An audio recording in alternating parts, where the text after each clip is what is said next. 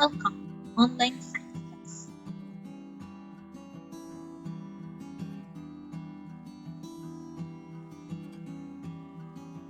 Ako si Ma'am Kate Henry, isang teacher. Gagawin natin English at Tagalog lesson para mas maintindihan mo.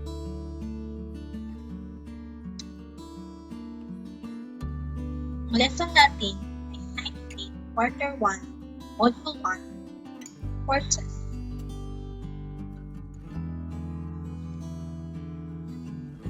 Ano ba ang kailangan ninyong malaman? After going through this module, you are expected to number 1, investigate relationship between the amount of force applied and the mass of the object to the amount of change in the object's motion.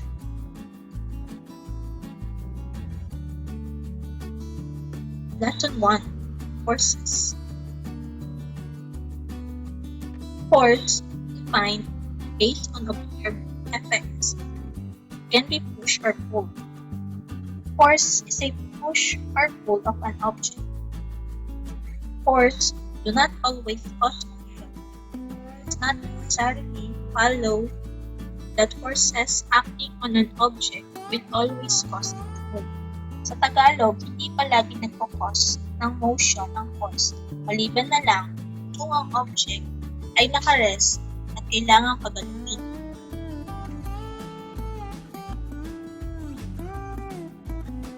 What can forces do? Forces can produce changes in motion. Ano ang kayang gawin ng force? Force can produce changes in the motion. Kayang gawin ng force na mabago ang paggalaw ng isang bagay. What are these changes in motion? Ano ang nagpapabago sa motion? It caused primarily by force. Ito ay dahil sa force.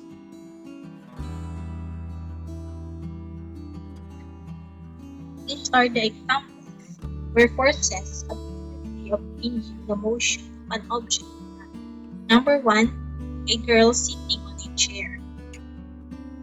Kahit na nakaupo ang babae sa upuan, ay mayroon pa rin force kahit hindi siya gumagalaw. Number 2, a boy pushing a ball. Nagbibigay ng force ang lalaki sa paligid na kahit hindi gumagalaw ang push. Number 3, a woman throwing a ball. A woman throwing a ball sa paghahagis ng babae sa bola, nagbago ang motion ng bola dahil sa force.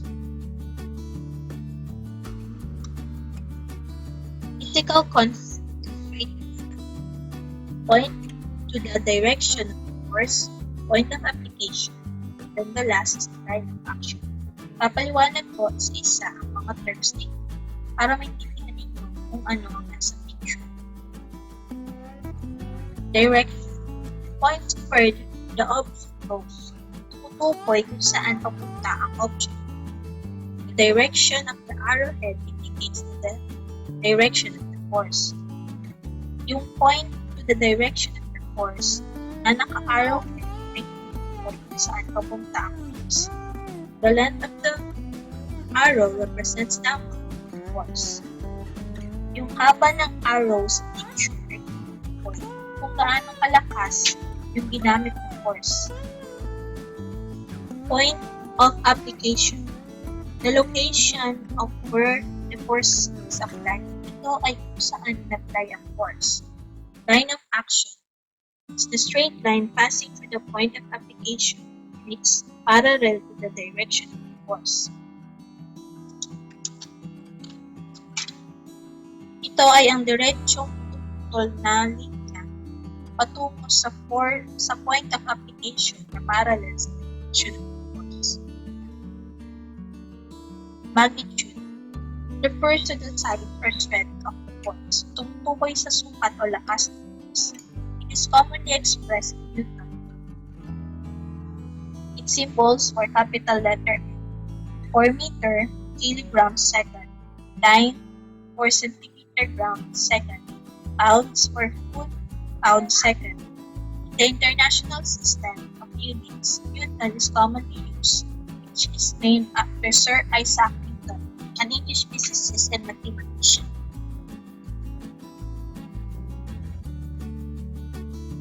Next naman natin ay ang types of force. We have types of force: contact force and non-contact force. What is contact force?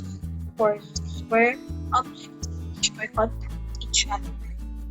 Ito yung force na kung saan pwede natin hawakan isang bagay. Examples of forces. Number 1, applied force. A force given to a person or object by another person or object.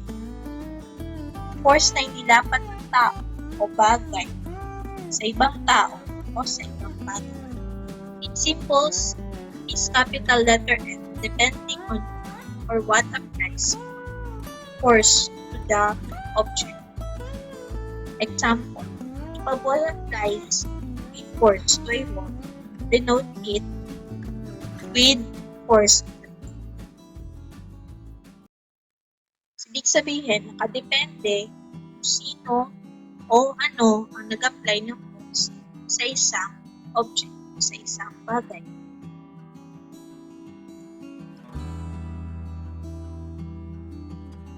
Figure 8, applied force of a ball of a boy towards the wall. So ito yung example na nagpapakita ng applied force.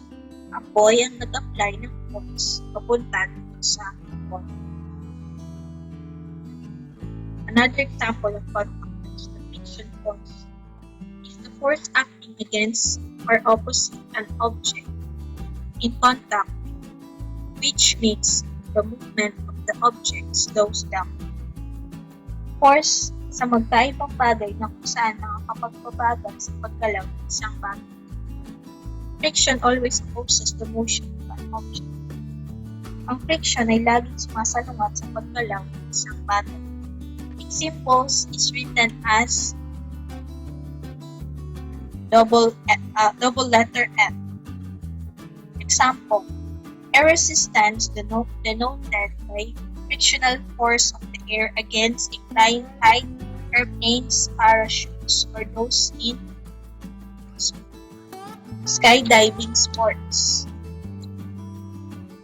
For free-falling objects, this force is always considered negligible, meaning the magnitude is noticeable.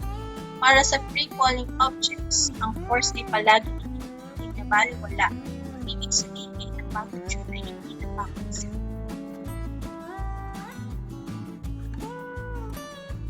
Figure 9, frictional force acting opposite to the force applied.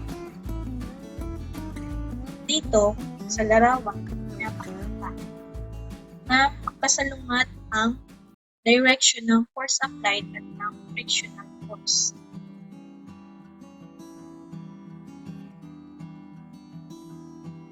Another example of force, number 3 is normal force. Normal force is the force that acts perpendicular to the surface of the object in contact. Its symbols is capital letter N and capital letter N. So this is an example of figure 10, normal force acts on the perpendicular surface.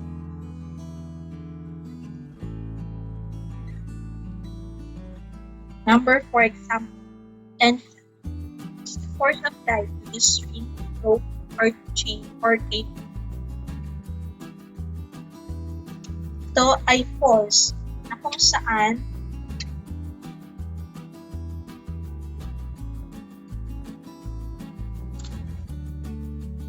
saan inilapad sa tali, bit, kadena, o cable. Figure 11 is an example of picture of tensional force or simple tension that acts on the rope, the hanging.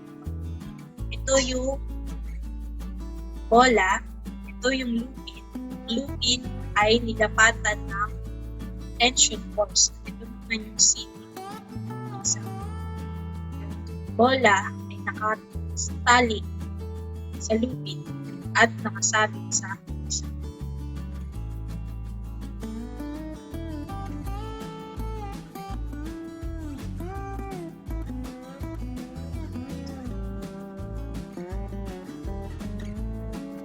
Types of force.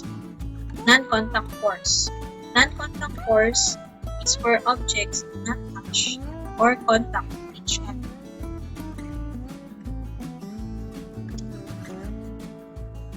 Uri ng force na kung saan hindi na hinahawakan ng isang bagay. This force act over a zone or area called field. Ang force ay kumikilos sa isang zone o area na tinatawag natin na example ng force. Number 1, gravitational force. It is the force of attraction between objects.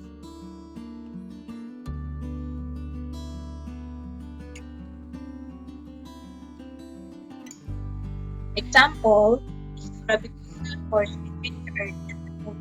In the case of the Earth, this gravitational force causes objects to fall down to the ground. Sa mundo, ang gravitational force ay sanhi ng pagbagsak ng mga bagay sa lupa.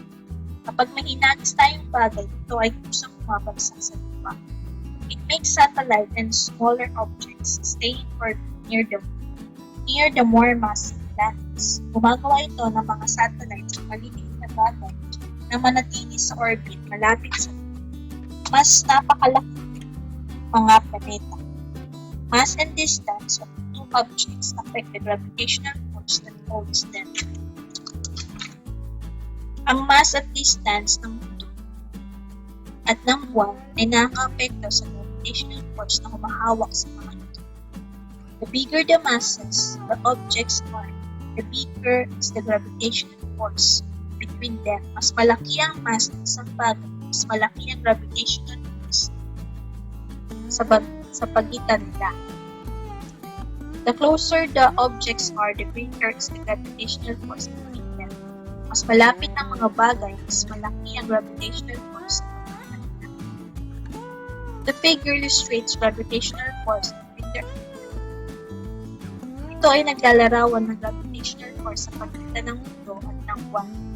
Earth has bigger gravitational force over the Moon. Ang mundo ay may mas higit na gravitational force kaysa sa buwan. Sa pang-example ay ang figure 13 illustration of the weight of the book on the table with a normal force.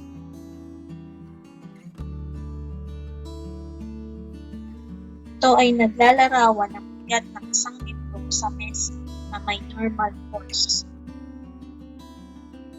Number 2, magnetic. Are forces exerted on a field of attraction or repulsion in the case of magnets and other magnetic materials.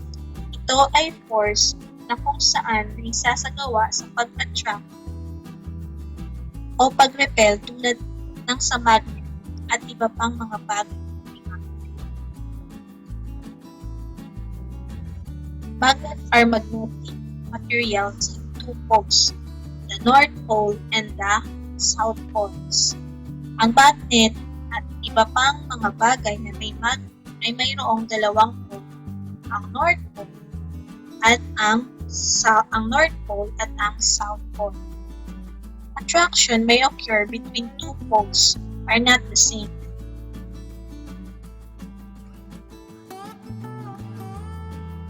While repulsion takes place with the same poles. Ang pag-attract ay nangyayari kapag ang dalawang pole ay hindi magkapareho. Samantala, ang pag-repel ay nangyayari kapag ang parehong poles. So, opposite poles. Samantala, ang pag-repel ay nangyayari kapag ang parehong poles. So, opposite poles attract, like poles repel. Magkaibang pole nag-a-attract, magkaparehong poles nagre-repel. Yun naman tayo sa kinds of force. Meron tayong dalawang uri ng force, balance force at unbalanced force.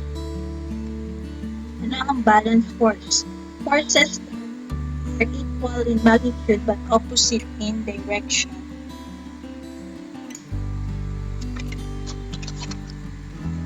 Force na pantay sa lakas ngunit magkasalungat sa direksyon.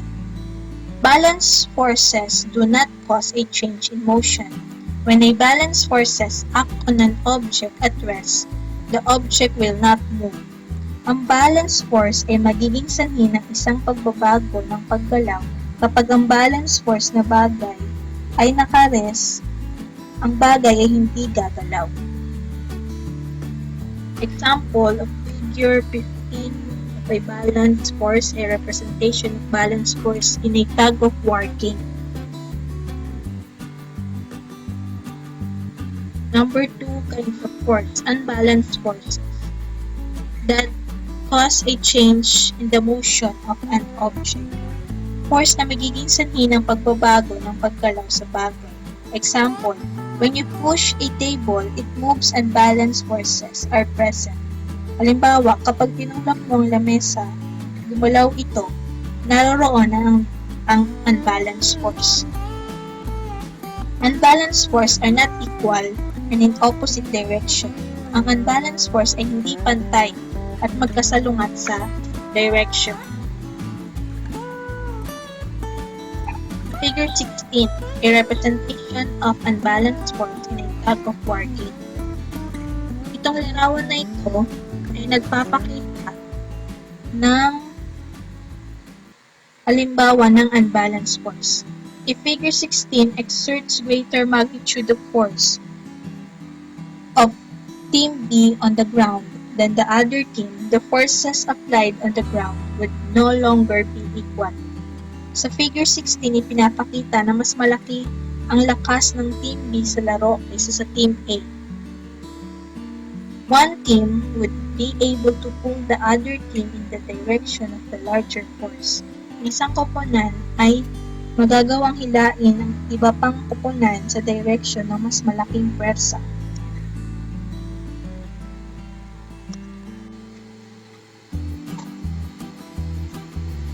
Naman tayo sa net or resultant force. The sum of all forces acting on an object.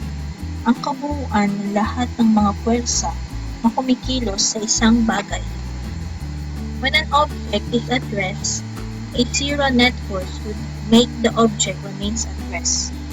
Kapag ang isang bagay ay nasa paghinga, ang zero net force ay pananatiling nakapagpahinga ang isang bagay. When the object is moving, a zero net force would make the object maintain its velocity at a given time interval. Kapag ang isang bagay ay gumagalaw, ang zero net force ay gagawing mapanatili ang bagay sa bilis nito sa naibigay na agwat na oras.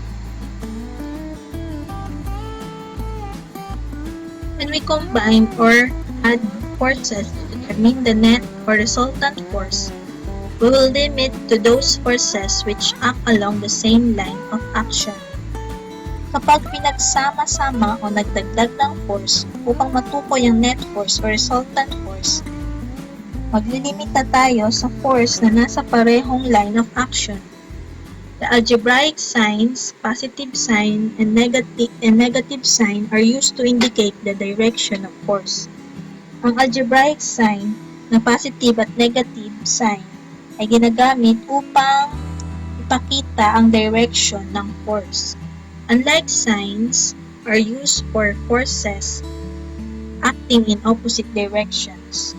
Magkaibang sign ay ginagamit sa force ng magkasalungat na direction.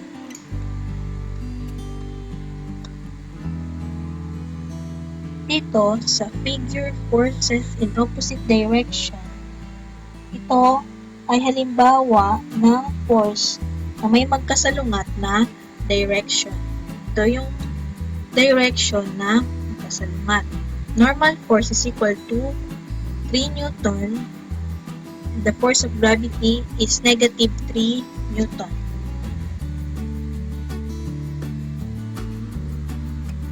The force of gravity and the normal force are assigned opposite signs. Ang force of gravity at normal force sa larawan ng figure 22 ay tinalaga sa magkasalungat na sign.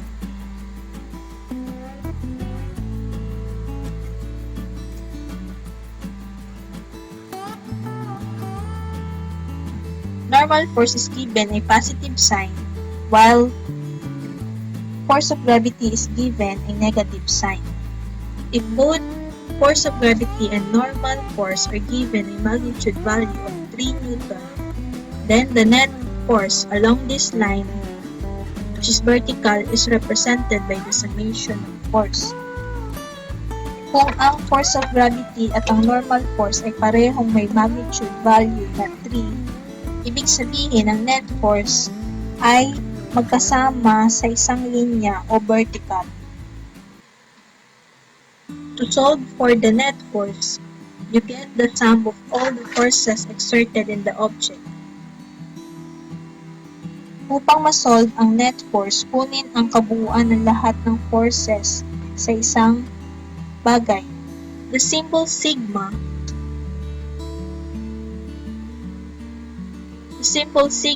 which means you add all existing forces in the same line of action. Ang simbolong sigma ay nangangahulugang idaragdag mo ang lahat ng mayroong force sa parehong line of action.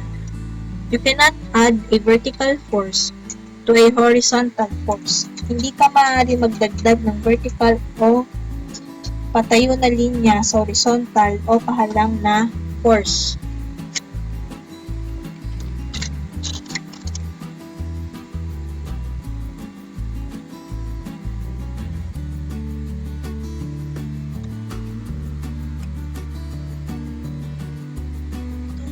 Ito ay kung paano natin i-solve ang problem. Normal force is equal to a net force is equal to normal force plus force of gravity. So, 3 Newton plus negative 3 Newton is equal to 0 Newton. Sa math, ninyong lesson na may law of integers, kapag magkaiba ang sign, positive at negative, ay papalitan yung operation at ito ay magiging subtraction. Kaya ang sagot ay 0 Newton. Naging negative 3 Newton ang force of gravity dahil batay sa inyong math subject na x and y axis, nasa baba ang negative sign. If the net force equals to 0, they are considered balanced. Kung ang naging sagot sa net force ay 0, ibig sabihin ang force ay balance. If the net force is not equal to 0, the forces are not balanced. Kung ang naging sagot sa net force ay hindi 0, ibig sabihin ito ay unbalanced. This unbalanced force would cause a change in a body's state of motion. Ang unbalanced force ay magdudulot ng pagbabago sa estado ng paggalaw ng isang bagay.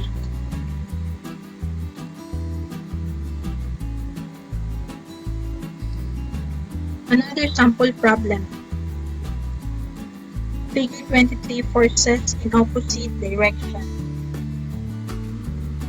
The team A has a 1,000 Newton and the team B has a 1,300 Newton.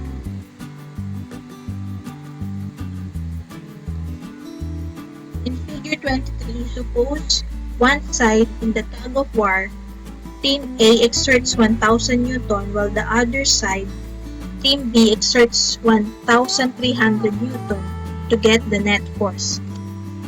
Sa figure 23, pagpalagay ng isang panig na koponan sa tug of war na team A ay nagbigay ng 1,000 Newton habang ang kabilang panig na koponan ng Team B ay nagbigay ng 1,300 Newton upang makuha ang net force.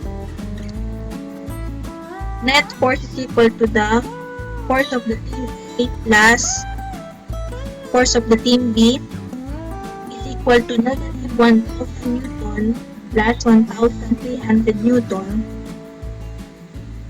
is equal to positive 300 Newton or 300 Newton to the right. Naging negative ang force ng Team A na 1,000 dahil ang line of action ay horizontal o pahalang ito.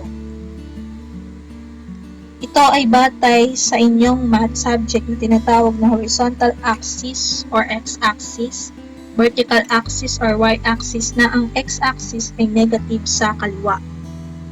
Kaya, mapapalitan ng operation na subtraction. Kaya, negative 1,000 Newton minus 1,300 Newton is equal to positive 300 Newton or 300 Newton to the right. Naging positive ang sagot kasi mas malaki ang value ng 1,300 Newton kaysa sa 1,000 Newton.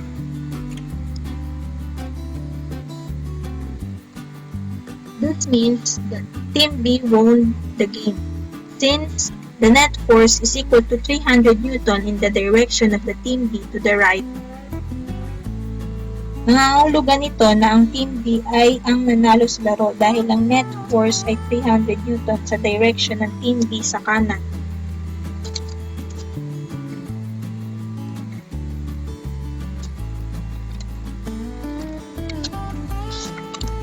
The negative sign of 1,000 in the solution means the force is exerted on the opposite side. Ang negative sign na 1,000 sa solution ay nangangahulugan na ang force ay nag-exert ng 1,000 Newton sa kasalungat na grupo. Always remember to write the magnitude to the direction of the force. Laging tatandaan na isulat ang magnitude at direction ng force.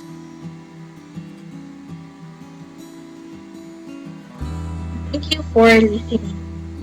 Salamat sa pakikinig. Sana ay meron kayo natutunan sa aking ginawang lesson.